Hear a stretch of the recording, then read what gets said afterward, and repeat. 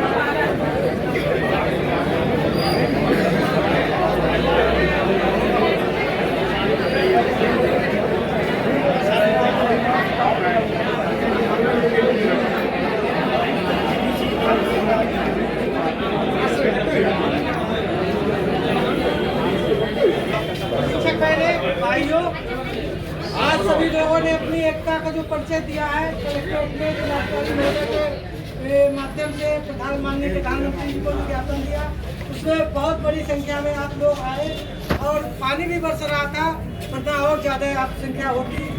तो मुझे आशा है कि आप लोगों की बात जो स्टेट वाली है ये आपकी प्रदेश सरकार के पास जो है हमारे आदरणीय माननीय मंत्री जी के द्वारा प्रदेश में पहुंचेंगे, प्रदेश से ये केंद्र तक जाएगी। लेकिन जो ज्ञापन जिलाधिकारी महोदय जी को दिया है वो सीधे आपका जो है माननीय प्रधानमंत्री जी के पास पहुंच रहा है।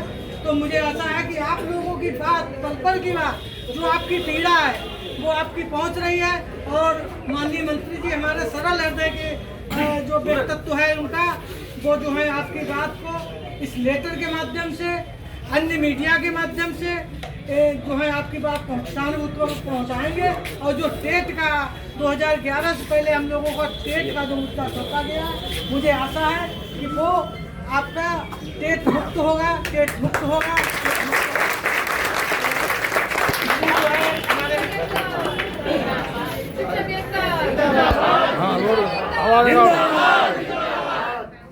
कुछ ही क्षणों में हमारे माननीय मंत्री जी हैं यहाँ, तो वो अभी किसी प्रतिनिधि को हो सकता प्रमुख जी आए तो वो आपका पहुंच जाएगा, कार्यालय लेटर जाएगा उसके यहाँ के माध्यम से वहाँ पहुंच जाएगा। तो साथ हैं हम सब लोग और आज जो जितनी भीड़ हम एकत्रित हुए हैं आज इकट्ठे हुए, लेकिन बारिश के कारण कुछ कम हो पाए, लेकिन हमें भरोसा है कि आने वाले समय में जो हमारी ये आंदोलन और जोर पकड़ेगा तो हमारे जो टीचर हैं जो रह गए हैं किसी कारणवश से वो भी सब हमारे साथ आ जाएंगे और हमारा जो आंदोलन है और तेज होगा। क्योंकि हम परीक्षा देने को हम तैयार जब भी हो सकते हैं, हम तैयार हैं, लेकिन आप हर विभाग की सरकार, यूपी सरकार, भारत सरकार हर विभाग की परीक्षा कराए। पुलिस विभाग में जो है एसआई हैं, पुलिस वाले हैं, 50 साल में क्या तो दौड़ पाएंगे? उनसे 5 किलोमीटर दौड़ लग पाए क्या वो दौड़ पाएंगे? ऐसी बैंक के अधिकारी हैं, बैंक के क्लर्क हैं या फिर अन्य विभागों के हैं, जेई हैं, यही हैं और तमाम टीचर्स हैं, लोअर टीचर्स हैं।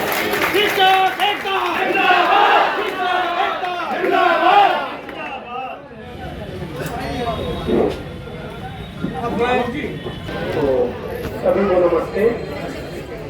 जैसा कि विधि है, अध्यापकों पर सरकार के द्वारा चोरी छिपे धोखे से कानून बना के सभी के लिए समस्या उत्पन्न कर दी गई है। अभी हमसे पूर्व हमारे देवराज जी बता रहे थे कि ये परीक्षा इस तरीके से करनी ही है तो सभी चुनावों पर लागू करो। मैं ये बात क्यों कहूँ? मैं तो ये कहूँ कि हम लोग जरूरी नहीं इसकी हम उंगली किसी तरफ न उठाए, उंगली उठाने मतलब तीन उंगली देखो अपनी, हमें मता लेने के लिए हमें ये चीज नहीं चाहिए, बस ये चीज नहीं चाहिए। लोग 3 बजे मेरे ग्राम में पहुंचे। धन्यवाद। अगली सेवा मिश्रा जी, मैं उनसे अनुरोध करूंगा कि हम सभी को आशीष रकम प्रदान करें। और यहाँ उपस्थित सभी सम्माननीय आदरणीय सभी शिक्षक और शिक्षिकाएं बहनें, ये मात्र शक्तियाँ आपको बार बार नमन है। आप आकर के इस रैली को बहुत बहुत मजबूत बनाए, बिना हमारे ये रैली संपन्न नहीं होनी थी। आपको पहले तहे दिल से आभार और बहुत बहुत धन्यवाद, और सभी शिक्षक भाइयों को बहुत बहुत धन्यवाद।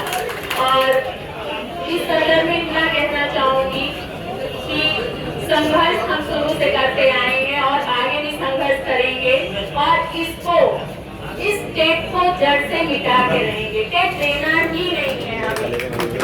टेट में हम कह रहे हैं कि इसमें इन्होंने नियम जो लगाया है ये सरासर गलत है। हम सभी लोग क्वालिफाइड हैं।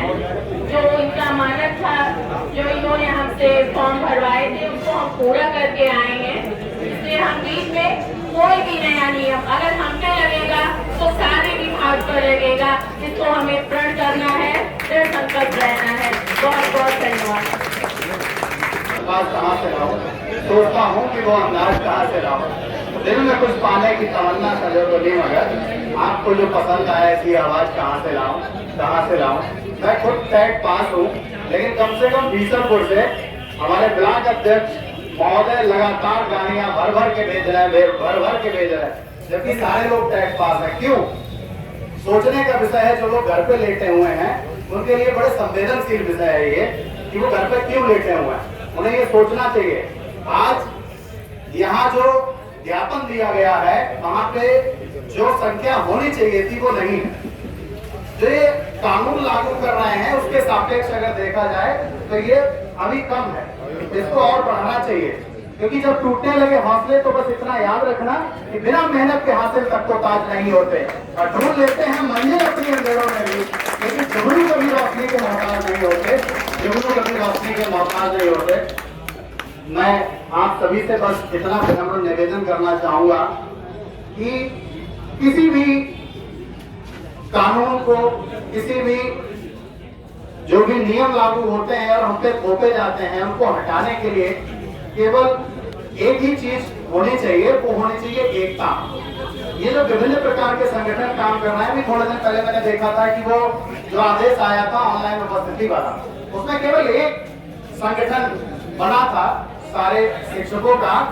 अगले ही दिन आदेश वापस हो गया, वापस होने पे मजबूर होना पड़ा।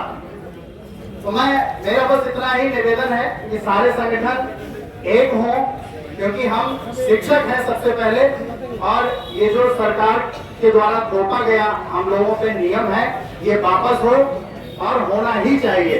ज्यादा ना कहते हुए मैं पुनः धन्यवाद देना चाहूंगा आप सभी का। मैं राष्ट्रीय शैक्षिक महासंघ का ब्लॉक महामंत्री बीसलपुर, धन्यवाद। भारत माता की शिक्षक एकता जिंदाबाद, शिक्षक एकता जिंदाबाद जिंदाबाद। हेलो सभी भाइयों और बहनों को यशोवती अभिवादन।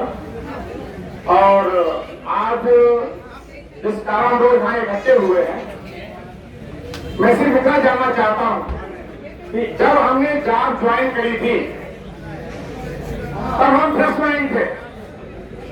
आज हमारे उम्र के गुजरने के साथ साथ में जिम्मेदारियां बढ़ गई। स्कूल में, प्राइमरी स्कूल में पढ़ाना कोई आसान काम नहीं है। इंटर कॉलेज क्लिनिकल पढ़ाने के लिए बच्चे आसान होते हैं तो पढ़ने आते हैं। हमें पौधे की जड़ लगानी पड़ती है, और जड़ लगाते समय हमको बहुत मेहनत करनी पड़ती है। अब आप बताइए, एक लगे हुए पौधे को आगे बढ़ाना आसान है? आइए सर,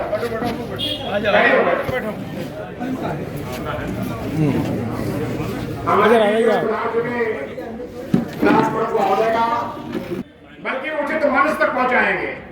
जहां इसकी जरूरत है वहां तक ये पीड़ा पहुंच जाएगी। हमें आशा ही नहीं बल्कि पूरा विश्वास है। सर आपसे निवेदन है कि हम शिक्षक गण हैं। 2011 से पहले जो शिक्षक गण थे उनके लिए वो क्वालिफाई, वो अहर्ता पास करने के लिए हमें बाध्य किया जा रहा है, जो आज नवीनतम है। अब आप बताइए कि हम लोग जिस उम्र के पड़ाव पहुंच चुके हैं, क्या हमें वो जोश रह गया है? पढ़ने वाला, पढ़ाने वाला तो है, पढ़ाने वाला है, पढ़ाने वाला आज भी हम पढ़ा रहे हैं, लेकिन हमें पढ़ाने के साथ साथ में प्राइमरी स्कूल के जो टीचर हैं उनके लिए पढ़ाने के इतने काम दे दिए गए हैं कि हम लोग बिल्कुल निर्भर होते हैं। अब ऐसी स्थिति में घर गए, घर पे हमारी जिम्मेवारियां हैं, पत्नी है, बच्चे हैं, उनकी टेंशन है, प्लस हम लोग रोगों से ग्रस्त हो चुके हैं। जब हमने जॉब ज्वाइन करी थी हम रोग रहित थे, आज अधिकतर लोगों को कोई ना कोई रोग लगा हुआ है। अब आप बताइए, रोग सहित व्यक्ति से रोग रहित अहर्ता पास करने की उम्मीद की जा रही है, जो बिल्कुल अन्याय है। और आज हम ऐसा करने में हालांकि कर सकते हैं, लेकिन थोड़ा सा हमें टेंशन हो रहा है। हमारे कई साथियों ने आत्महत्या कर ली है, केवल टेंशन के मारे। टेट कोई हवा नहीं है, टेट हम लोग कर सकते हैं, आप भी कर सकते हैं, लेकिन सवाल ये है कि केवल क्या शिक्षक का ही इसके लिए दोषी टारगेट है? अगर टेट लागू किया जा रहा है सर, तो हमारी इच्छा ये है कि जैसे पुलिस विभाग है, अगर हम किसी 50 साल के इंस्पेक्टर से उम्मीद कर रहे हैं कि वो 18 साल वाली रेस उतने सेकंड में पूरी कर ले, कैसे कर पाएगा? नहीं कर पाएगा। जो हमारे माननीय जज साहब बैठे हैं, अगर उनसे पीसीएस एग्जाम दिलाया जाए, क्वालिफाई कर दो, नहीं कर सकते, संभव नहीं। ऐसे ही सब बहुत समस्याएं हैं। हमारी आपसे रिक्वेस्ट है कि इस दमनकारी नीति को खत्म किया जाए और हम पे टेट जबरदस्ती थोपा ना जाए। हम पढ़ा रहे हैं और अधिक मेहनत से पढ़ाएंगे, जो काम कर रहे हैं और अधिक मेहनत से कराएंगे। धन्यवाद सर। हम लोग क्वालिफाइड हो करके आए हैं, ये बीच में लगाया जा रहा है, जो कि सरासर अन्याय और गलत है। ये मनोवैज्ञानिक रूप से टॉर्चर किया जा रहा है शिक्षकों को, और इसका विरोध हम लोग इसी कर रहे हैं सर, और ये आपके माध्यम से इसको आगे बढ़ाया जाए। आपको इसीलिए ज्ञापन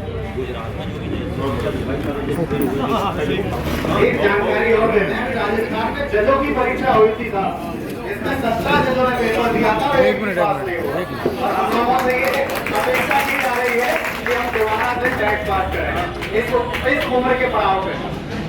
आप पीछे आए, थोड़ा सा पीछे साथ में।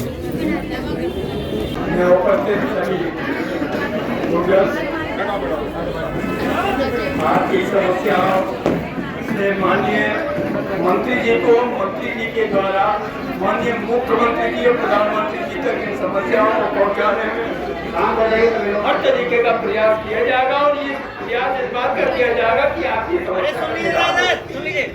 खाली पत्र नहीं, आज ये विश्वास है मेरा कि आपकी समस्याओं पर निदान करवाया जाएगा।